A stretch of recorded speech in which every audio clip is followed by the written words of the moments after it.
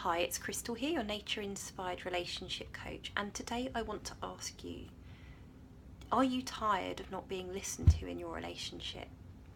Or does your partner accuse you of not listening to them?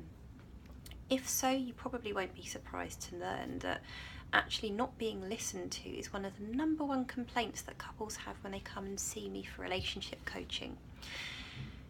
Typical phrases that couples use are things like "he never listens," or "I might as well not bother saying anything because it goes in one ear and out the other," or "she spends more time looking at her phone than she does listening to me." So if any of those phrases sound familiar, if they're things that you say or your partner says to you, then you're in good company, because lots of couples experience this issue. But not listening to your partner can actually be one of the most damaging behaviours in a relationship. Why? Well, because a crucial part of any healthy relationship is for both partners to give each other positive attention. As infants, we needed attention almost more than we needed food. Our survival absolutely depended on it. It was important for our physical survival, our cognitive development, our emotional development, and our ego development. So think about what happens to a plant when it's starved of proper attention, when it doesn't have the water, the light, the nutrients it needs to actually thrive. The plant just wilts and withers away. And it's essentially what happens to your relationship if you don't give each other positive attention. Attention is basically nourishment or nutrition for the soul. And one of the best ways to demonstrate you're giving your partner attention is to actually listen to them. So I really want you and your partner to try this exercise to help determine if your relationship leaves something to be desired in the listening department. Basically, this can be a really good way of establishing whether it needs further work, whether you need to give your partner more attention. So I want you to try and answer the following questions with an either yes or no answer. And I want you to note down any thoughts that come up as you're answering these questions.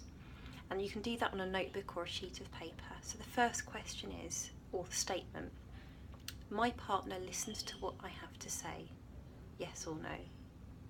The second question, I listen to what my partner has to say. The third question, when I'm talking, my partner gives me their full attention. Question 4, when my partner is talking, I give them my full attention. Question 5, my partner remembers what I've said at a later date. Number 6, I remember what my partner has said at a later date. Question 7, I often have to repeat myself. Question 8, my partner often repeats themselves. Question 9, my partner is aware of what's going on in my life at the moment, things like work, friendships, fears or concerns. And number 10, I know what's going on in my partner's life at the moment.